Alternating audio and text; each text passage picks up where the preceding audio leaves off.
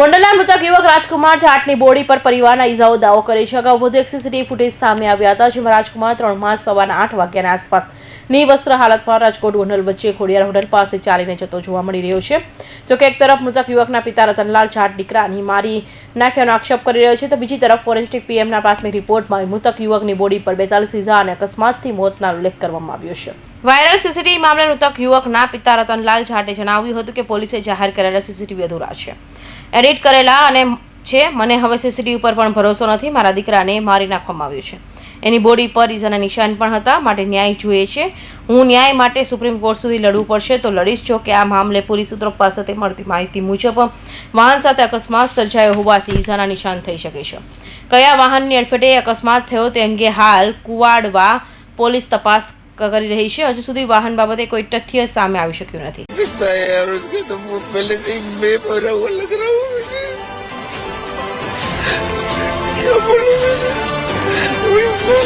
मेरे साथ जो हुआ है सब आप लोगों के सामने है। पहले दिन से ही मैंने आप सबको बता दिया था। मेरे साथ जो भी हुआ है मैं सब बता दिया था। मैंने कहा कि हर जगह सीसीटीवी लगे हुए हैं, हर जगह लगे हुए हैं, सब आपके सामने है। जो भी मैंने अगर झूठ बोला हो, कुछ भी बोला हो तो मेरे को फांसी पे चढ़ा दो। मेरे को बच्चा कहीं ढूंढना था और मुझे क्या चाहिए था। मैं तो परदेसी आकर आपके तो परदेसी बन के रह रहा था। मेरा इधर ये कौन है? मेरे को तो भारत की वो न्याय व्यवस्था पे विश्वास था। मेरे बच्चे को पढ़ा रहा था और धंधा कर रहा था, और क्या करता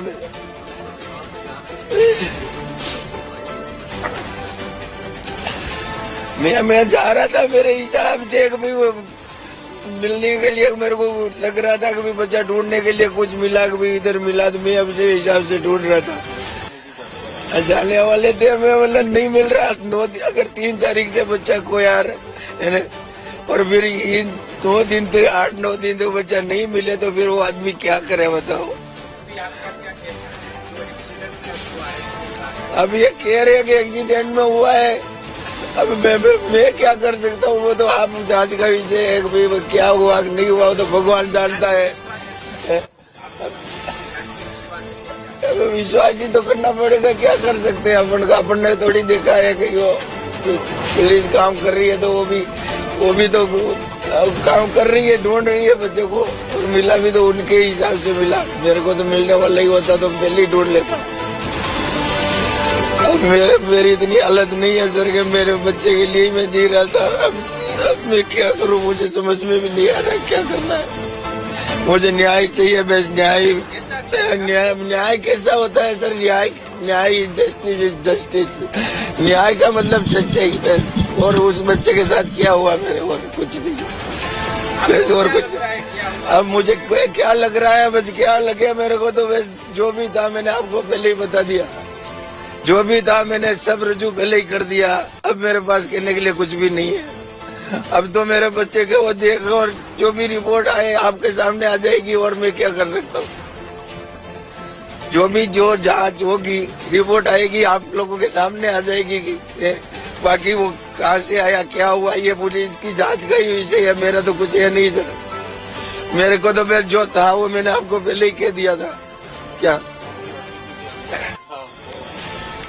मेरे साथ जो भी घटना हुई थी वो में अगर कोई गलत है तो आप वो चेक कर लो। अगर आप वो चेक ही नहीं करोगे, देखोगे नहीं, मेरे को ही पूछोगे, तो मेरे में से क्या निकलेगा बताओ। मेरे तो है वो मैंने कह दिया। कोई मेरे पास तो कोई ऐसा है नहीं कि मैं डाउनलोड कर लूं मैं नाकू से, तो ऐसा तो कुदरती करता है। मैं तो नहीं कर पाऊंगा ना सर। मैंने जो भी था सबको बता दिया और सच सच बताया। उसमें मैंने एक भी गलत नहीं बताया। अब मेरे को न्याय चाहिए। अब न्याय आप दो या भगवान दे, एक को पुलिस दे। किस्मत में न्याय नहीं है तो फिर मेरे कर्मों का ही दोष है, तो फिर मैं क्या कर सकता हूँ। न्याय की उम्मीद है मेरे पास। आपको क्या लग रहा है? जयराम सिंह के परिवार ने ऐसा किया, आप क्या बोल रहे हैं? अभी बोल रहे हैं, पुलिस बोल रही है एक्सीडेंट से, आप बोल रहे हो कि सही है एक्सीडेंट हो रहा है, रिपोर्ट आएगी, फॉरेंसिक पीएम हो रहा है, तो फिर क्या? पर जो घटना हुई जो तो मैंने आपके सामने बता दी ना सर। वो घटना हुई जो तो मैंने आपके सामने बता दी। उसमें मेरे कोई ऐसा नहीं था कि वो जयराज सिंह जी के मेरे कोई दुश्मनी है, ऐसा नहीं है। जयराज सिंह जी से मुझे कोई दुश्मनी नहीं है यार। 30 साल से मैं गोंडल में धंधा कर रहा हूँ। न तो वो मेरे को जानते हैं न मैं उनको जानता हूँ। क्या मेरे साथ उस दिन जो घटना हुई है उस समय भी मुझे उन्हें तो मकान के बारे में पता था कि उनका है? और मुझे उनमें से मुझे जो भी मतलब दूसरे दिन वो देखा फोटो वगैरह तो मतलब मैं लगा कि भाई ये ऐसा बोल रहे थे ये लोग, है ना।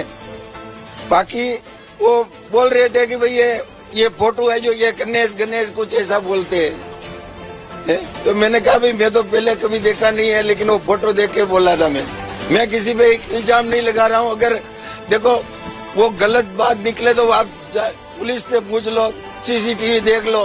क्या मेरे को झूठ बोल के क्या कौन सा आप मेरे को अमर होना है? भले मेरे को ही मार दे, वो तो पहले ही डर था कि मैं कुछ भी हो सकता है। क्या अब वो जो रिजल्ट आया है वो आप लोगों के सामने है। क्या वो जो भी बात कही मैं आप लोगों को सही बात कही है। अब हमें हकीकत देखो, बच्चा मतलब पढ़ने में होशियार था। कभी वो ऐसा कोई बाहर निकल रहा है, कभी इलाज करा रहा हूँ, कोई ऐसा होता तो कोई पढ़ाता है क्या? आपका बच्चा भी अगर ऐसा होता तो क्या आप पढ़ाते ही इस तरह? मुझे मतलब डाउट तो यही है सर। कुछ भी हो सकता है, अब वो पता करने में ही पता चलेगा। तो फोरेंसिक पे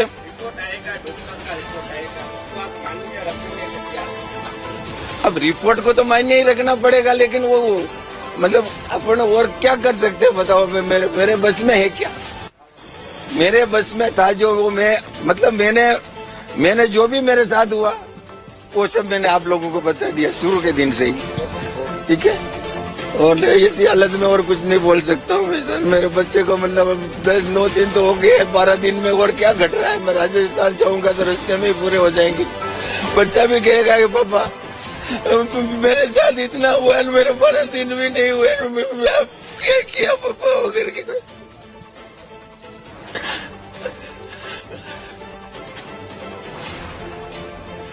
अब मेरा इधर कोई है नहीं है सर, प्रदेश है मेरा, स्टेट ही दूसरा है, ये स्टेट ही दूसरा है। यहाँ मेरा कोई सुनने वाला नहीं है, या तो भगवान है और या बस मेरा किस्मत है और कुछ नहीं।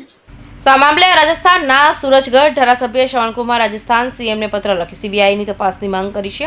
આ પત્રમાં પૂર્વ ધારાસભ્ય જયરાજસિંહ જાડેજાના નામનો પણ ઉલ્લેખ કર્યો છે। યુવકના મોત માટે આક્ષેપિત જયરાજસિંહ અને ગણેશ ગોંડલ સામે રાજસ્થાનના જાટ સમાજ આકરા તેવર દેખાડવામાં મૂળમાં દેખાય છે અને લડી લેવાના મૂળમાં છે। सीबीआई जांच हो ताकि वो विधायक का बेटा पकड़ा जाए और विधायक के बेटे पर कार्रवाई हो। ये विनम्र अपील मेरी जाट समाज के सभी लोगों से है।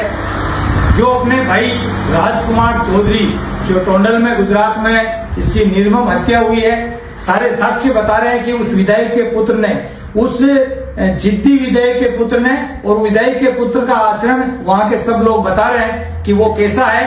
तो उसको अगर सजा नहीं मिली तो ये हम सब समाज और पूरे सिस्टम और ये जो भी कानून है ना, इस पर एक सवाल पैदा होगा।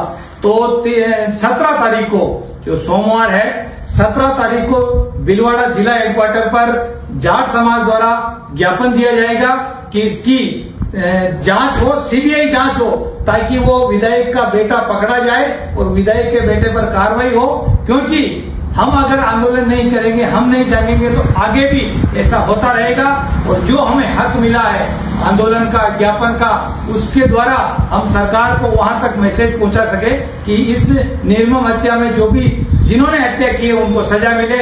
तो सोमवार को 10 बजे जिला कलेक्ट्री भीलवाड़ा मेरी अपील समाज जनों से इसलिए है क्योंकि समाज का बेटा अगर कहीं तकलीफ में है तो समाज को आगे आना पड़ेगा और सर्व समाज फिर हमारा साथ देगी। तो आप सभी पधारे। जिला कलेक्ट्री 17 तारीख सोमवार। ગોંડલના રાજસ્થાની યુવાન રાજકુમાર જાટને મોતને લઈ એસીપી રાજેશ બારૈયાનું મહત્વનું નિવેદન સામે આવ્યું છે।